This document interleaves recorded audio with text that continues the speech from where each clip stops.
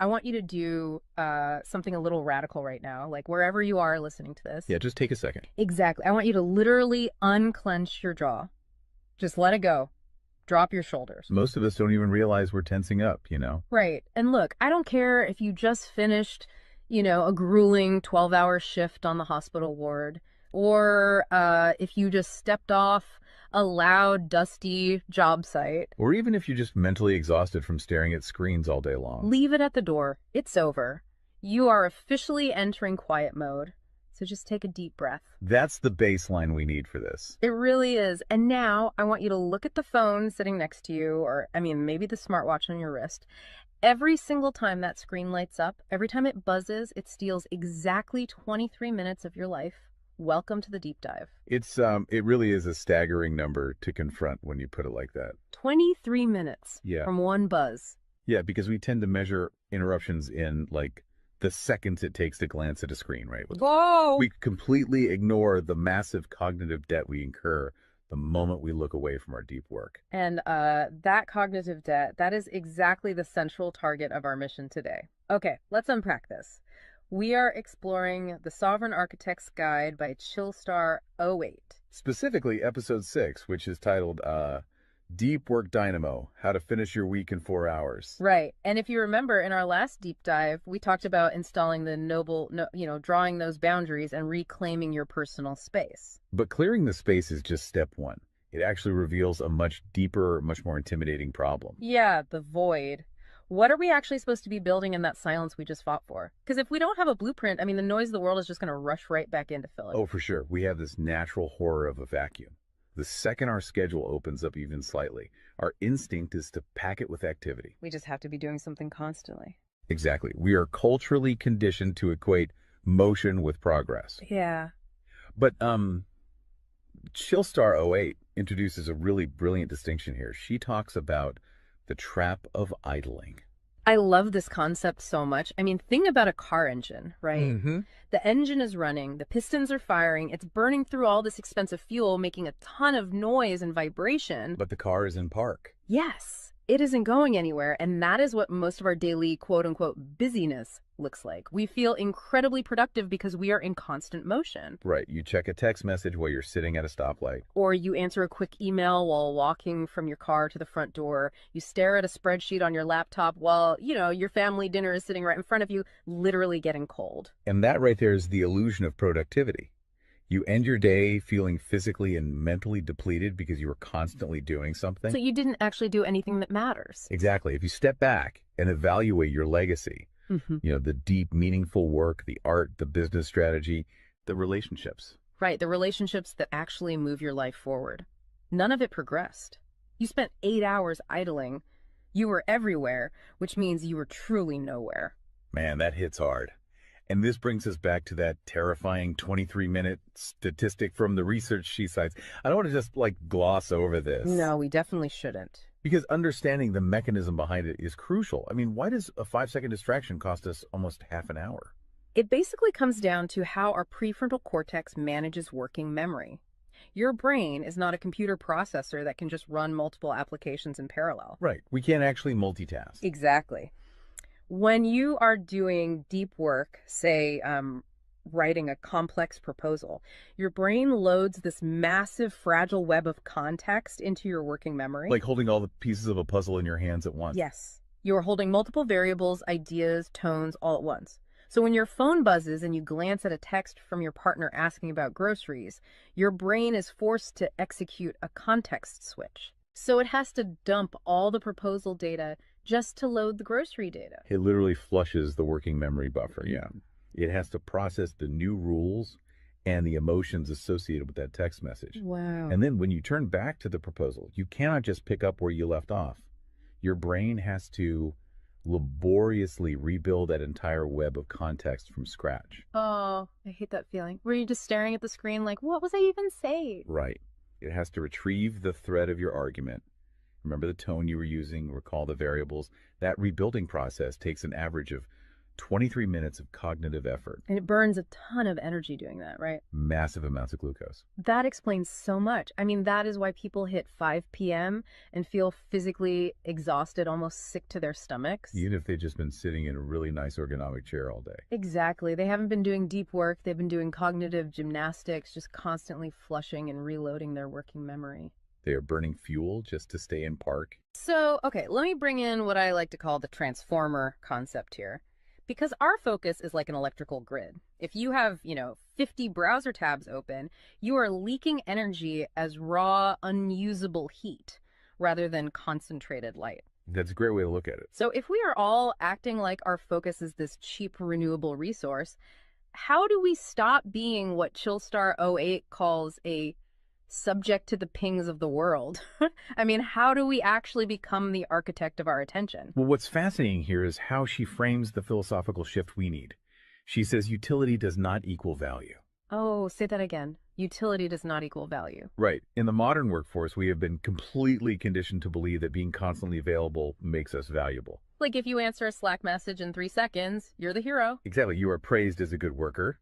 Or if you jump on a Zoom call with like 5 minutes notice, you're a team player. But that is just utility. I mean, being highly available makes you a commodity. You're like a human router just passing information back and forth. And routers are easily replaced. True sovereignty, true value comes from being impactful. You simply cannot make a deep, lasting impact if your attention is constantly fractured by the agendas of other people. Yeah, when you operate like that human router, you are spending your finite, precious Mondays executing someone else's script. You're a subject to the pings of the world. Okay, so we know the biology of why this destroys our focus, and we understand the philosophical trap of, trying to be too available. But how do we actually fix the mechanics of our workday? We have to build the deep work dynamo. Right. So think of your attention like water pressure. If you poke 50 tiny holes in a garden hose, open browser tabs, email notifications, group chats. The water just trickles at the end. Exactly. You cannot wash a car with a trickle. You're just making the driveway wet. That's true. So the Dynamo Audit she lays out, it's about putting a high pressure nozzle on that hose. It narrows the opening to create a stream powerful enough to actually blast through the dirt. And the first step in that audit is auditing the physical environment itself. She calls it analyzing your signal-to-noise ratio. Okay, so visualize your workspace right now. She asks you to determine if it is a sanctuary or a transit hub. Let's be honest. Most of us are operating in transit hubs. A transit hub is a place of constant arrival and departure. People walking by, announcements over the loudspeaker, just a blur of motion. Yeah, and you can't build a legacy in a train station. But we need to push past the basic phones are distracting advice, right? Because our listeners already know that. Oh, absolutely. Chillstar '08's rule is much more brutal than that. She says if the phone is even sitting on your desk, even face down, it is acting as a parasite on your cognitive grid. A parasite, just by being in the room. The research supports this entirely, by the way. The mere presence of a smartphone in your visual field, even if it is completely powered off, measurably reduces your cognitive capacity. Because your brain is having to actively expend energy to ignore it, right? Exactly. It is running a background process that just keeps saying, don't check the phone, don't check the phone. That is energy being actively stolen from your primary task. So sovereignty literally begins the moment you physically remove the device from the room, put it in a drawer down the hall. Close the door. Make the physical environment quiet. But okay, let's say you've done that. That doesn't stop your own brain from creating internal noise, right? Like trying to juggle 5 projects at once. How do we fix the internal wiring? That brings us to the second pillar of the audit, which is the batch wiring rule. This directly addresses the danger of switching fatigue, which we touched on with that 23-minute penalty. Right, the cognitive glucose burn. Yeah. When we attempt to multitask, like writing a creative brief, then pausing to check inventory levels, then answering 3 customer service emails. And then trying to go back to the brief. Right. We are grinding our mental gears to dust. We are switching between entirely different cognitive states. Because creative writing uses a completely different part of the brain than calculating inventory, obviously. They require entirely different operating frequencies.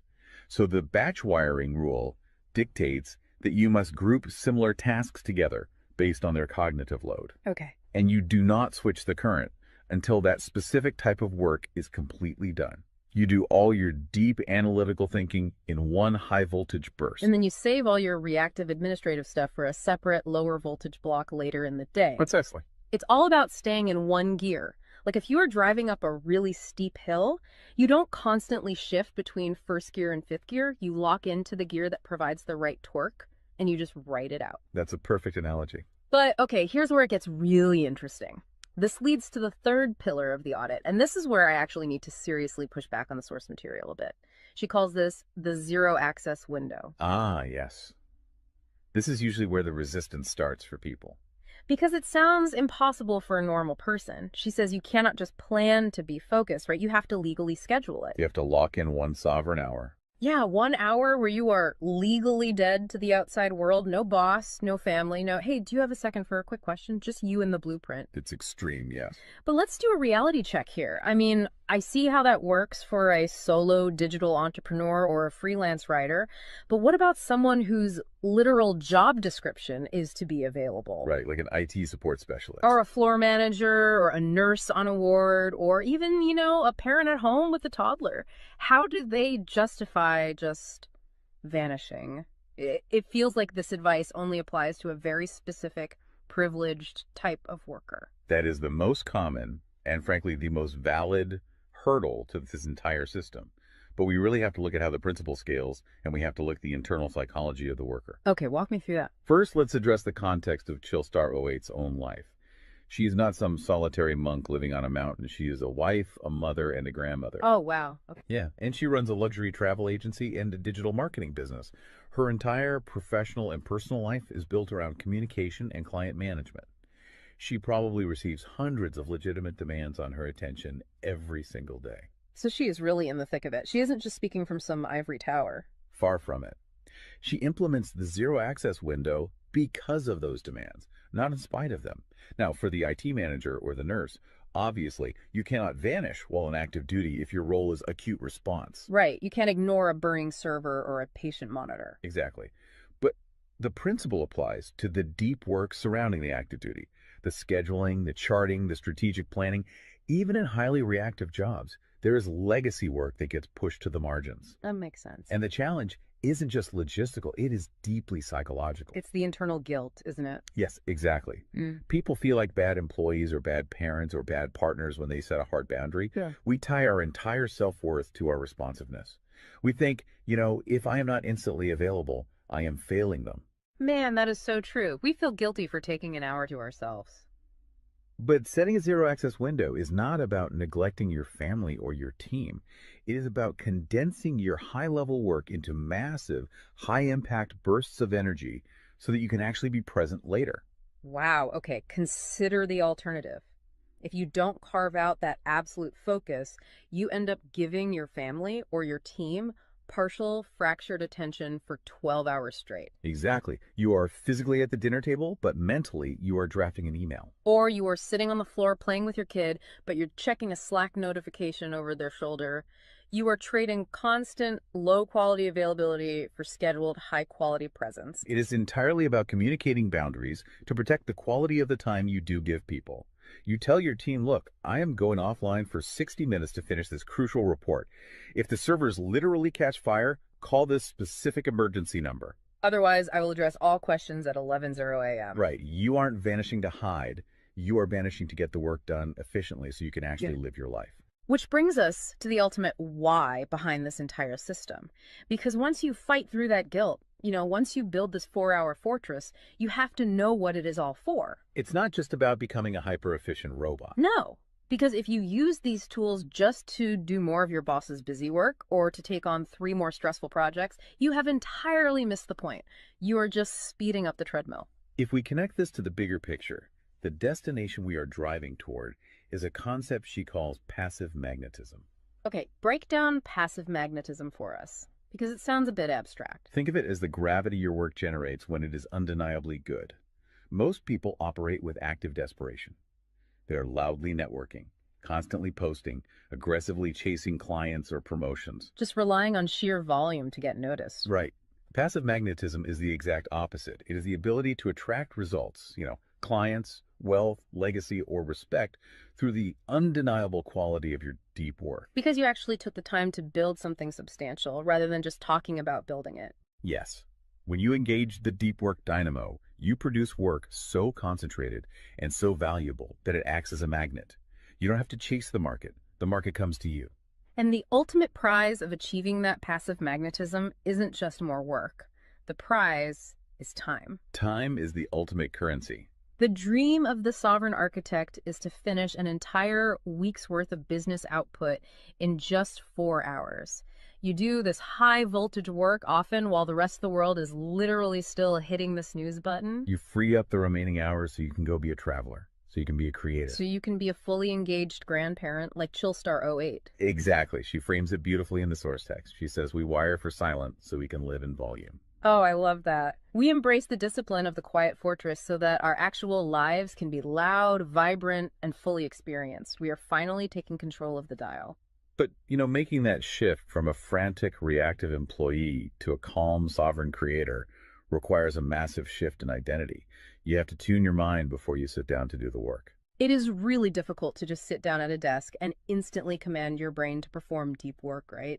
Especially if you've spent the last hour navigating traffic and listening to the news. You need a transition ritual to cross that threshold. And Chillstar '08 provides something for this transition called the Chillstar's Creed. It is designed to be a grounding frequency. It really centers you. Yeah, so I want you, the listener, to use this. I want you to imagine a slow, steady heartbeat in the background. Just a deep, resonant 528 hertz frequency. Just let the frequency of these words settle into your mind before you initiate your deep work. Ready? Take it in. I am grounded in peace. I am reaching for my stars. My light is my own. I am a star and I will shine bright. I will reach for the sky. I release what was. I embrace what is becoming. Using a creed like that is just such a powerful behavioral trigger. It really shifts your state. When you speak those words, even just internally, you are consciously reminding yourself that your light, your focus, your energy is your own. It does not belong to your inbox. This does not belong to the algorithm. Right. You are releasing the frantic energy of the morning and embracing the sovereign focus of the architect. So we always want to translate this high-level theory into ground-level reality for you. We don't want you to just listen to this and go right back to idling. Definitely not. Here's your 1% install. This is your micro-win to take action on this deep dive immediately. Tomorrow morning, before the world starts demanding your attention, before you check a single news site or open your email, I want you to set a timer for exactly 60 minutes. Put your phone in another room entirely. Yes, physical distance. Do not open any extra browser tabs. Pick one legacy task, just one, and flip the switch on your very first sovereign hour. And be prepared for it to feel incredibly uncomfortable at first. Your brain will crave the dopamine hit of a notification. Oh, you will feel an almost physical itch to check your messages. But if you can sit in that silence, if you can endure that initial friction, you will watch the dynamo start to spin. You will enter that flow state, and the old blueprints of hustling and grinding will be completely burned away. And look, if you want the actual templates to automate this piece, the specific tools and step-by-step guides to build the system out completely and protect your location-independent freedom, you can join the Sovereign Fortress on the Chillstar '08 school community. All the blueprints are there waiting for you. They really are. As we wrap up this deep dive, I want to leave you with one final thought to explore on your own. We have spent this entire session talking about the mechanics of work. We've talked about condensing your week's output into just 4 hours of pure, undistracted focus. But if you actually achieve that, you're going to be faced with a beautiful, kind of terrifying question. What's that? Who are you going to become in the remaining 164 hours of your week? What if your true legacy has absolutely nothing to do with what you produce while you are busy, but entirely to do with who you are when you are finally completely silent? Wow. Unclench that jaw. Drop those shoulders. Step into the quiet. Go be great and flip the switch. We'll see you on the next deep dive.